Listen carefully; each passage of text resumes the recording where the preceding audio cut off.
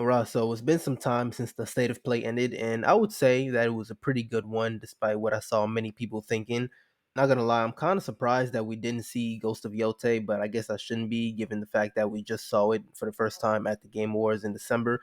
But I'm not so much surprised that we didn't see Wolverine. That whole game got leaked. You can find the whole thing on YouTube. They might have just like rebooted the whole thing. But yeah, regardless, I think this was actually a pretty good state of play. We got some pretty good games to talk about. First game I want to talk about, Mind's Eye. First time we saw this game was like 2 or 3 years ago with a small teaser trailer. We just got a little glimpse at, what the game might offer. It's from Leslie Benzies. I think, hopefully I'm pronouncing it right.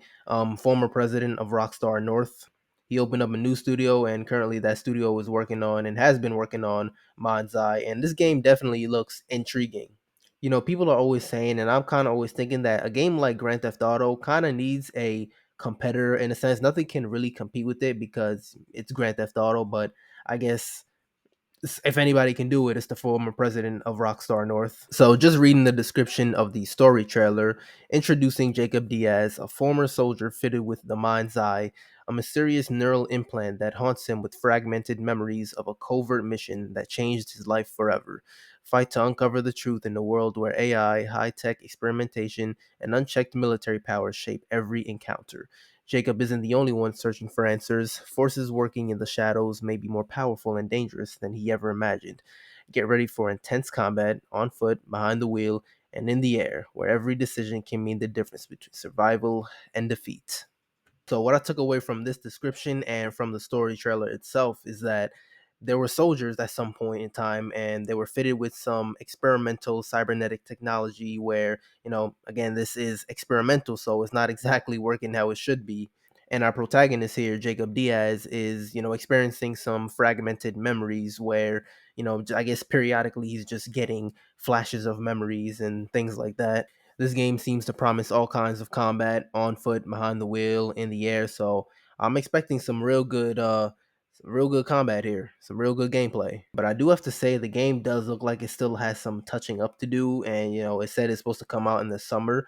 So hopefully they have enough time for that. Hopefully when the game comes out, if it's not delayed, hopefully when it comes out, it's in good condition and we got a competitor for GTA 6. But next up on the list, we have Directive 8020. So this is from Supermassive, creators of Until Dawn and The Quarry. Description of the game: the brave astronauts of the Cassiopeia embark on a deadly mission to save humanity, but their ship is infected by an alien life form that perfectly imitates its prey. By now, I think we all know what we can expect from Supermassive.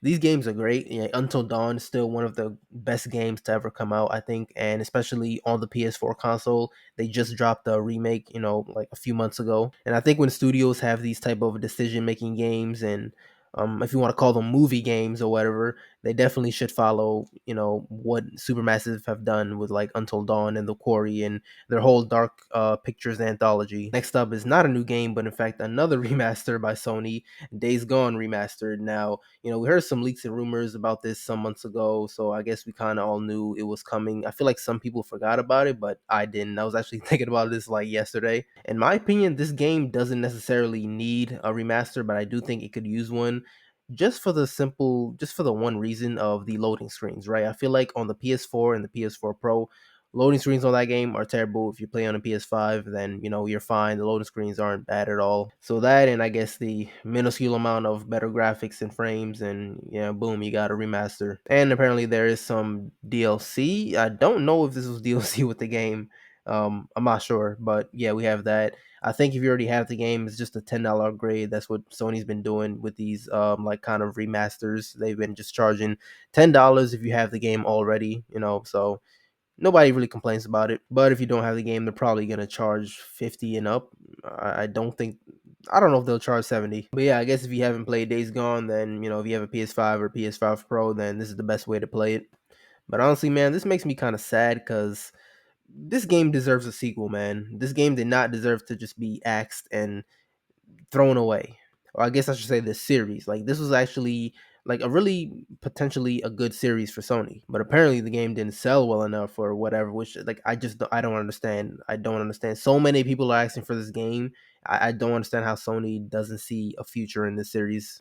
If there's anything I truly hate, it's a waste of a series and good characters, good story, good lore, all that. It's just it sucks. Like so many people put so much hard work into it, and they did a good job, but for some reason Sony just decides that the series isn't worth continuing. I don't know. Hopefully, maybe with this, they might change their minds. I don't know. Also, I feel like within this kind of genre of video games, like the um open world action and RPG. I don't know if that's what it's classified as, but I feel like there's no other game like this in its class, I say that mainly with the whole motorcycle mechanic. You get to get your own motorcycle, upgrade it over time, customize it how you want, and the drive is actually pretty good. And you actually have to fill it up with gas. Like, come on.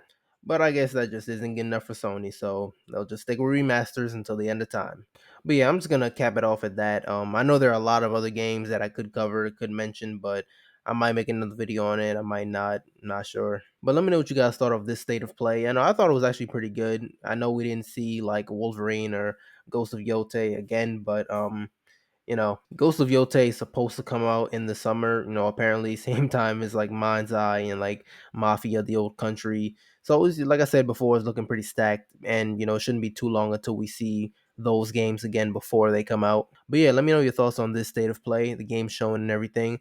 Of course, like the video if you like, subscribe, and I'll see you in the next one.